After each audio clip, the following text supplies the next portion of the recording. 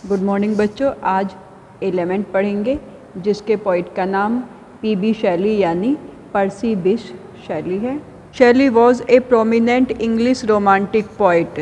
शैली English romantic poet यानी Shelley romantic age के मेन पोइट्स में से एक थे and was one of the most highly regarded and influential poets of the 19th century. और 19th सेंचुरी के बहुत ज़्यादा रिगार्डेड, बहुत ज़्यादा प्रभावशाली पोइट्स में से एक थे। शैली वॉज ए पेसिमिस्टिक पोइट। शैली निराशावादी कवि थे। उनकी जितनी भी पोएम्स हैं उनमें निराशावाद ही झलकता है।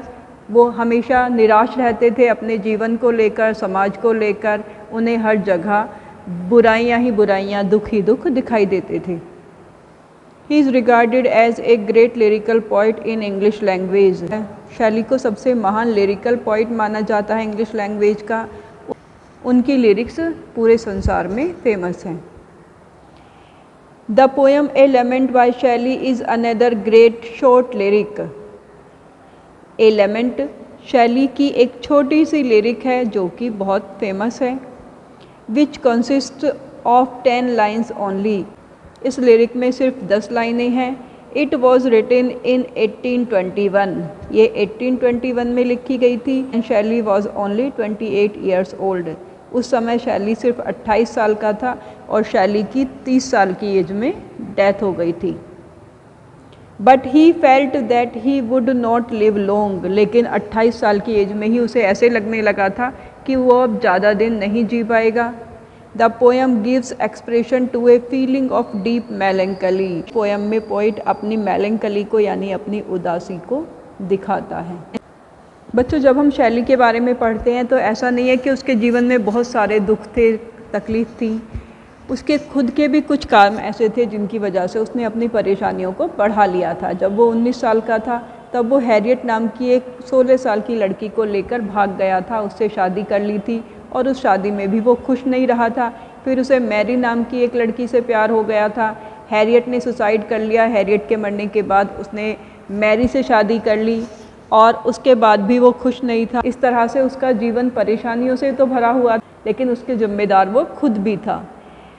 शैली को जीते जी कभी भी एज ए पोइट रिस्पेक्ट नहीं मिला। उसकी हर जगह क्रिटिसिज्म होती थी, इसलिए शैली बहुत ज़्यादा परेशान रहता था।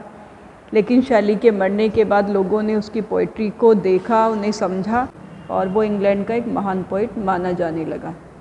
ओ वर्ल्ड, ओ लाइफ, ओ टाइम। यहाँ पर एपोस्ट्रोफी फिगर ऑफ स्पीच है क्योंकि वर्ल्ड के, लाइफ के और टाइम के बाद इंटरजेक्शन मार्क लगा हुआ है। एपोस्ट्रोफी फिगर ऑफ स्पीच को हिंदी में संबोधन अलंकार कहा जाता है। उसमें किसी भी ऐसे व्यक्ति को जो कि इस दुनिया में नहीं है या किसी निर्जीव चीज़ को, किसी भाव को संबोधित किया जाता है। तो यहाँ पर पोइट संबोधित कर रहा है दुनिया को, जीवन को और समय को, यानी हे दुनिया, हे जीवन, हे समय। On whose last steps I climb. जिसकी आखिरी सीढ़ियों पर मैं खड़ा हूँ। यानी शैली को ऐसे लगता था जैसे वो अपने जीवन की आखिरी सीढ़ियों पर आ गया है। अब उसका अंत बहुत करीब है, अब वो मरने वाला है, ऐसे उसे फील होने लगा था।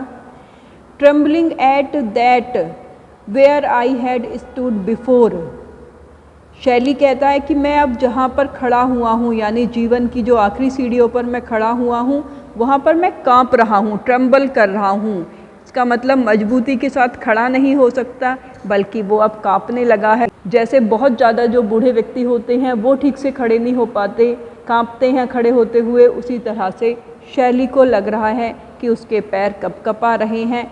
जहाँ पर वो पहले खड़ा होता था, इससे पहले वो मजबूती के साथ जहाँ पर खड़ा था वहाँ पर अब वो काँप रहा है।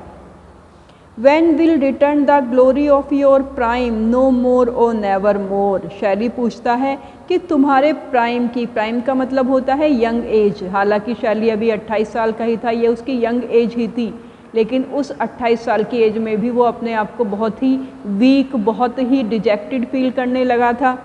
और वो पूछता है कि युवा अवस्था की तुम्हारी जो ग्लोरी है, जो गौरव है, वो कब वापस आएगा। नो मोर ओ नेवर मोर। और फिर खुद ही कहता है कि वो कभी वापस नहीं आएगा, अब कभी वो नहीं आ सकता, यानी जो समय जा चुका है वो अब कभी वापस नहीं आएगा, उसकी युवा अवस्था कभी वापस नहीं आएगी। अब वो इसी तरह से कांपता रहेगा और उसकी मृत्यु उसके बहुत करीब है।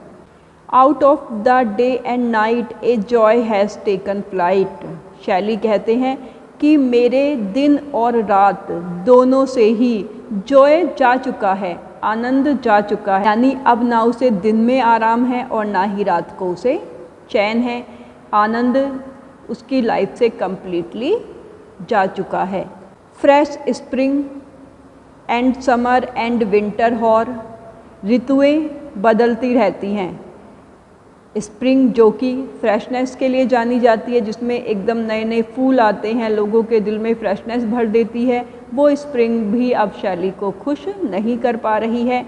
एंड समर, स्प्रिंग के बाद गर्मियों का मौसम आता है, लेकिन शैली उसमें भी दुखी ही रहता है। और उसके बाद विंटर हॉर, हॉर का मतलब होता है पाला, जो छोटे छोटे बर्फ़ के टुकड़े सर्दियों के मौसम में गिरते हैं। ये सारी ऋतुएं बदलती रहती हैं, लेकिन शैली के लिए कोई भी ऋतु खुशी आनंद लेकर नहीं आती। Move my faint heart with grief but with delight no more oh never मोर। शैली कहते हैं कि चाहे जो भी ऋतु आए, चाहे ताजगी से भरी हुई स्प्रिंग यानी बसंत ऋतु आए, चाहे गर्मी हो या सर्दियों में पाला पड़ना शुरू हो जाए, सारी ऋतुएं उसके फेंट हार्ट को, यानी उसका दिल जो पहले ही फेंट हो रहा है, पहले ही वो उदास है, उसे और ज़्यादा दुख से भर देती हैं। कोई भी ऋतु उसके लिए खुशी लेकर नहीं आती। But with delight no more oh never मोर, लेकिन जो डिलाइट है उसके जीवन में नहीं है और अब कभी भी नहीं होगा। इतना ज़्यादा उदास, इतना ज़्यादा निराश था शैली उस समय। उसे लगता था कि उसके जीवन में अब कुछ भी नहीं है जो उसे आनंद दे सके।